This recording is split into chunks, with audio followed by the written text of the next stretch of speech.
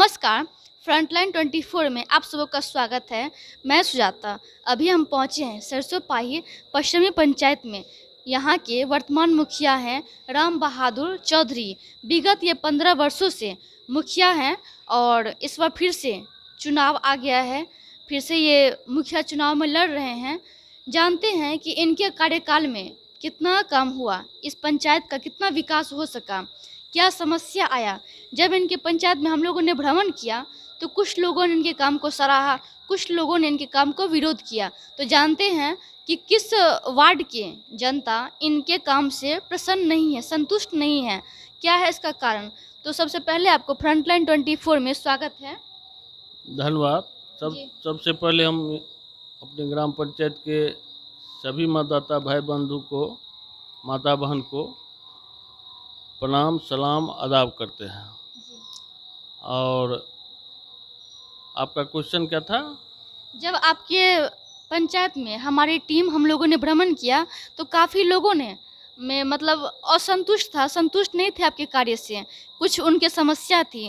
तो ऐसा कौन सा समस्या है या ऐसा कौन सा वार्ड है जिसमें आप अपने जनता को खुश नहीं कर सके, उसका क्या है कारण?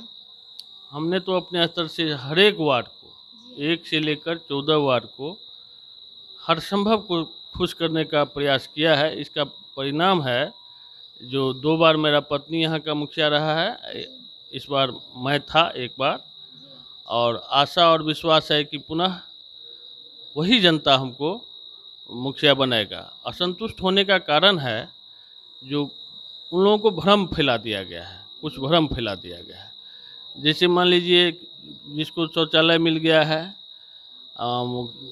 पेंशन पति पत्नी को मिल रहा है, एज है, उम्र है, प्रधानमंत्री आवास मिल गया है, पूर्व के में इंदिरा आवास मिल चुका है, पीला कार्ड जो सबसे निम्न स्तर का कार्ड होता है, राशन कार्ड है, ये 4 लाभ, उसमें 111 परिवार को सुलभ के द्वारा, सुलभ इंटरनेशनल के द्वारा निःशुल्क शौचालय बनाया गया है।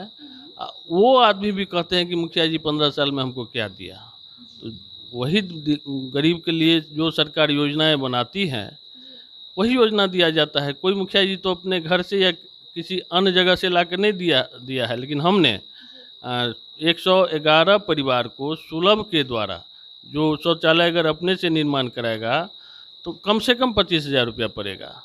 अब फिर भी वो हमको पता लगता रहता है जब फलना व्यक्ति ने ऐसे बोल रहा था। तो एक भ्रम है जो कोई नया आ जाएगा पुनः, माने जिसको मिला हुआ है पूर्व में आवास के लाभ, उनको भ्रम फैला दिया गया तुमको फिर मिलेगा।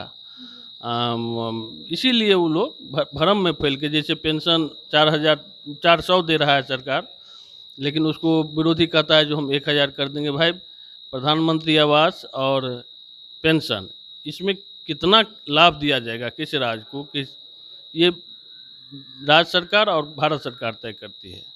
लेकिन कुछ उम्मीदवार के द्वारा भ्रम फैलाया गया है, जो हम बोले हैं जो 400 का 1,000 कर देंगे, और अभी जो मान लीजिए 1,20,000 अब प्लस शौचालय और मनरेगा का पैसा 1,48 होता है, तो उसको बोलते हैं कि हम 3 लाख कर देंगे। तो भ्रम में फैल गए हैं। रहा विकास की बात, तो विकास एक भी वार्ड नहीं है जहाँ विकास नहीं हुआ है। ये है जो गली सड़क में, मुख्य सड़क एक भी आप मेरा पंचायत घूर के देख लीजिए, एक भी कच्ची नहीं है, एक भी नहीं है। इस 5 साल के भीतर 46 ठो सड़क हमने 7 निश्चय से मुख्यमंत्री गली सड़क बनाया है, और 4 मनरेगा से पीसीसी काज हुआ है, और 1 सड़क में मिट्टी और खरंजा हुआ है, वो हाटी मुख्य सड़क से उदयनाथ झा घर तक है।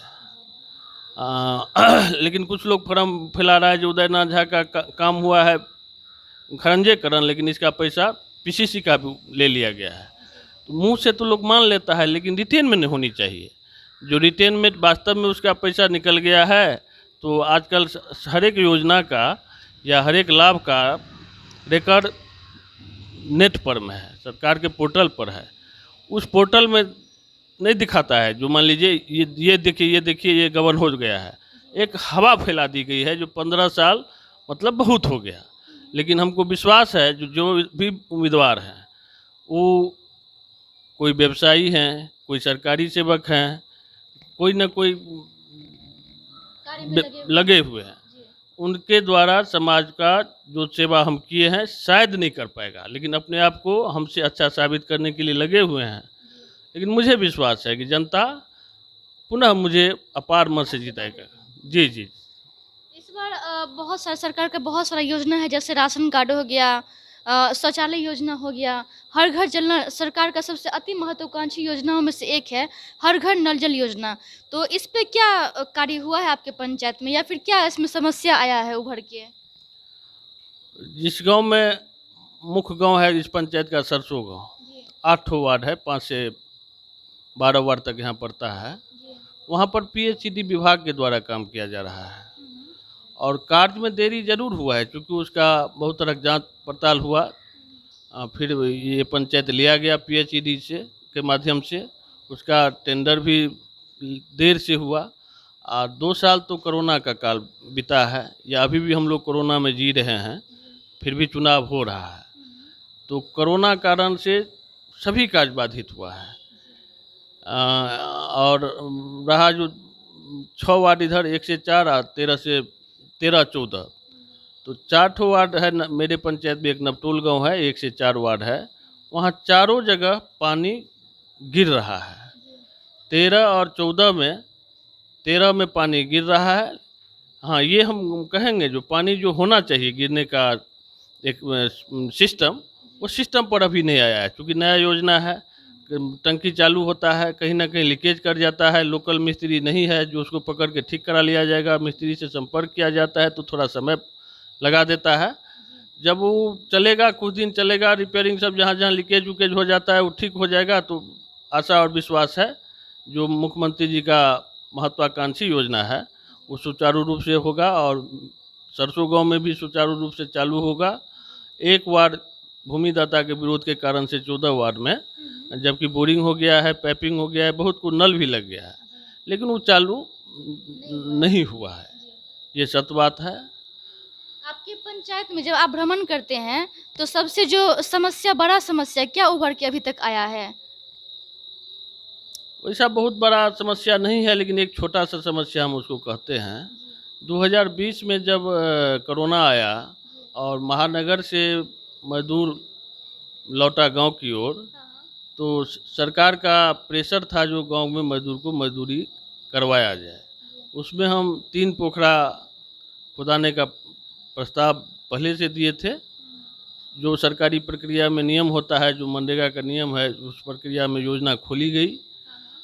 एक योजना पूर्ण हो गया था, जो नवकी पोखरा 6 वार्ड में पड़ता है, उसको बोला जाता है। और दूसरा योजना रानी सागर पोखरा है, तो वो पूर्ण नहीं हो सका, क्योंकि पानी भी बीच में आगे से ही होना प्रारंभ हो गया, तो अधूरा काम रहा।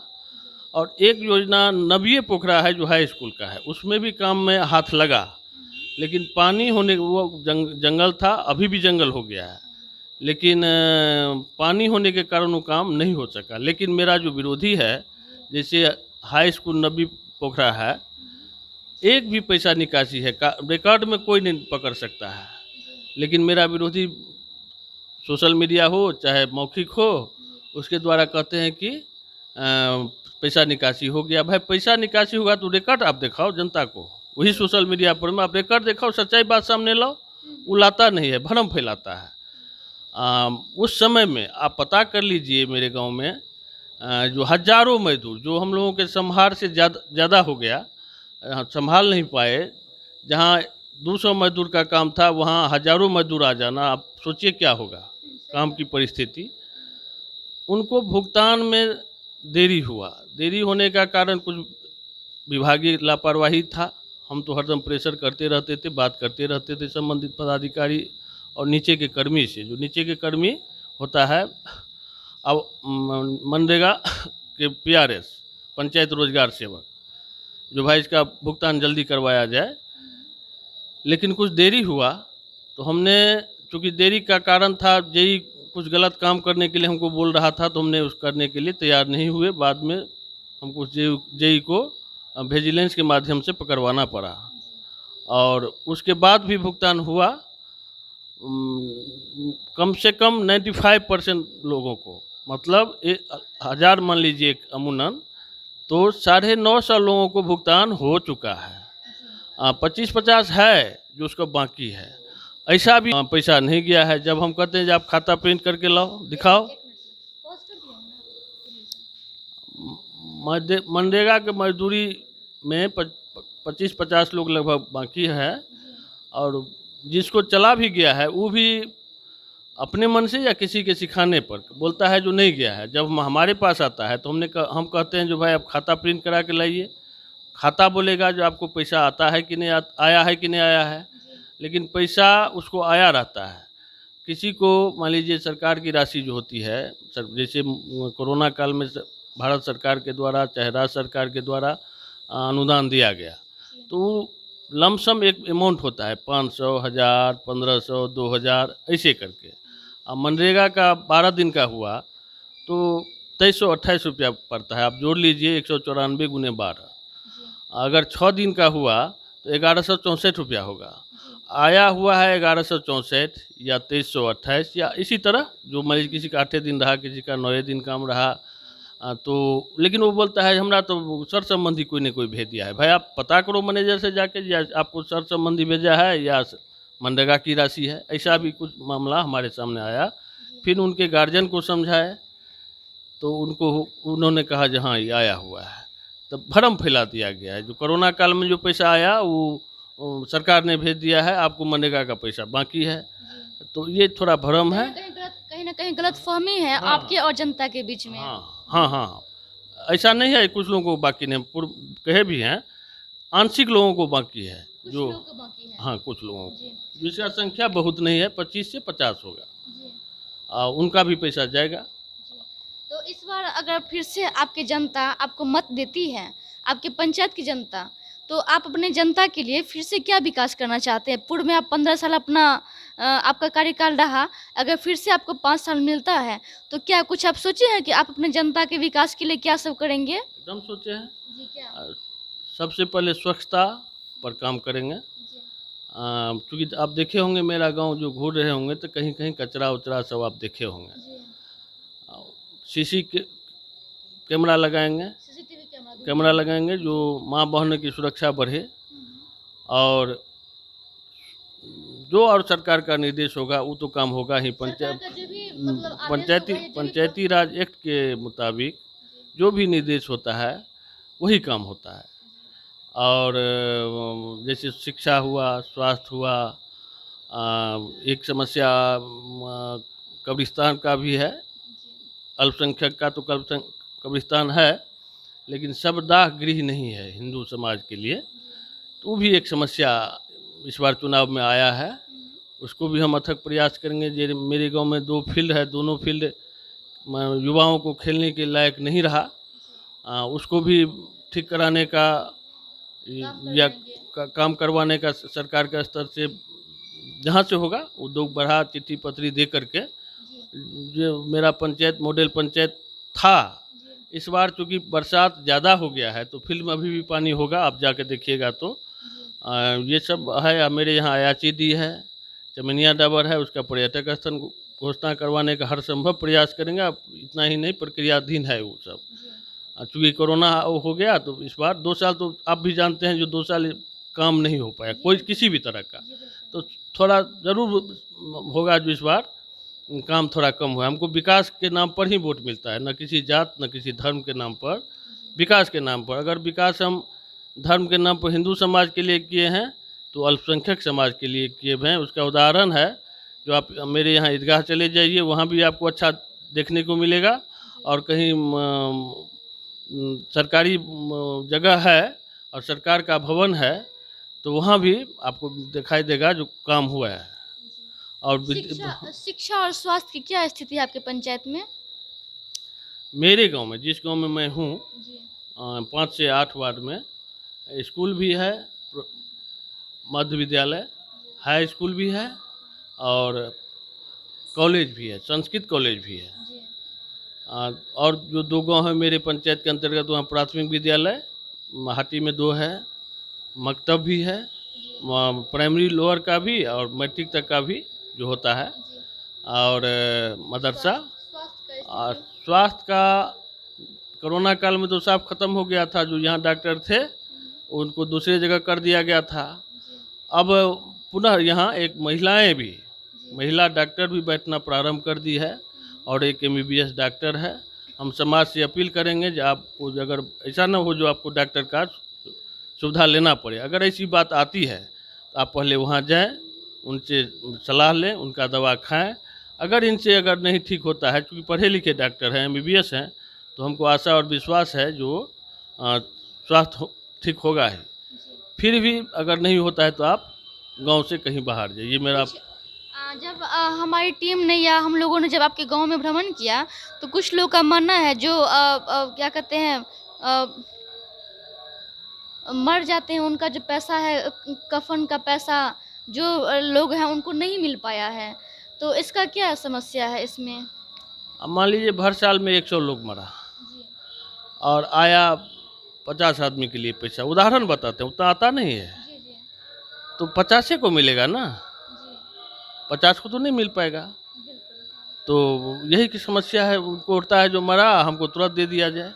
तुरंत अगर पंचायत के खाता में रहेगा, हम नहीं दिए हैं तो दिक्कत है। लेकिन जब मेरे पंचायत के खाता में कबीर अंत्येष्टि की राशि है ही नहीं तो कहाँ से देंगे? आता है तो उसको फिर बुला के देते हैं, सीरियल में जिसको पड़ता है उसको बुला के देते हैं। जो आप तो मान लीजिए इमरजेंसी हुआ, कोई एक्सीडेंटल हुआ, किसी को सांप उप काट लेने के हुआ, उसको तो हम अपने तरफ से दे देते हैं। वो सरकार की राशि खोजने की हम कोशिश नहीं करते हैं। खुद से दे देते हैं। हाँ, जी, आप अपने जनता से लास्ट है आखिरी सवाल कि आप अपने जनता से क्या अपील करना चाहते हैं? जनता से अपील करते हैं, जो अपील भी करते हैं और विश्वास भी है। जी जो आने वाले 29 तारीख को महापर्व है, मतदान करना, उसमें बढ़ चढ़ कर हिस्सा ले और किसी का ना सुने, अपने मन की सुने और विकास के ना अगर हुआ है, अगर उनको अंतरात्मा कहता है, जो व्यक्तिगत छोड़ दीजिए, क्योंकि व्यक्तिगत पुराना संभव नहीं है, जी बिल्कुल। लेकिन अगर उसको सड़क दिख रहा है, अगर उसको हाई स्कूल के बड़ा मकान एक बना है अन्य फंड से, लेकिन कहीं ना कहीं मेरा उसमें सहभागिता है, शिक्षा पर अगर काम होते हुए देखा है, स्वास्थ्य पर काम होते हुए देखा है। जैसे ये कोरोना काल में आप पता कर लीजिए मधुबनी से सिविल सर्जन ऑफिस से, जो मेरा पंचायत पहला पंचायत है जो कोरोना के 100% इंजेक्शन पड़ चुका है, सेकेंड वैक्सीन हो चुका है। ये पहला मेरा पंचायत है। अगर आपको अंतरात्मा कहता है, जो हम मेरे मुखिया जी हर संभव माने विकास करने का प्रयास किया है, तो आप मुझे मत दें, अपना मत को इधर उधर ना जाने दें। जी बहुत बहुत धन्यवाद। ये थे राम बहादुर चौधरी जी, जो वर्तमान के मुखिया हैं। विगत 15 वर्षों से 10 वर्ष इनकी पत्नी रही और 5 वर्ष ये रहे। तो इनके जब हम इनके पंचायत में हम लोगों ने जब भ्रमण किए तो काफ़ी लोगों में आक्रोश था कि विकास नहीं हो पाया है, या वो लोग काम किए हुए हैं तो उनका पेमेंट नहीं हो सका है, बहुत तरह का समस्या था। तो जो मुखिया जी के सामने आया है, वो उन्होंने बेबाकी से अपने शब्दों को रखा और हर संभव प्रयास करेंगे कि अपने ग्रामीण के लिए विकास करेंगे। हर संभव जो सरकार का योजना आएगा वो पूरा अपने पंचायत में उतारेंगे। साथ ही शिक्षा और स्वास्थ्य पे विशेष ध्यान देंगे, और जैसे युवा सब के लिए खेल कूद का मैदान का भी निर्माण करना चाहते हैं। तो बहुत सारा इनका मन है कि हम विकास करें। तो एक बार इनसे फिर से ये अपने पंचायत के मुखिया बनना चाहते हैं। अब यहाँ की जनता तय करेंगे कि वो किसको चुनते हैं, नया चेहरा लाते हैं या फिर पुराना को ही वो सपोर्ट करते हैं। अगर इन्होंने विकास किया है तो ये अपने विकास के बल पर ये फिर से अपने पंचायत में आना चाहते हैं। बने रहिए हमारे साथ और देखते रहिए फ्रंटलाइन 24। धन्यवाद।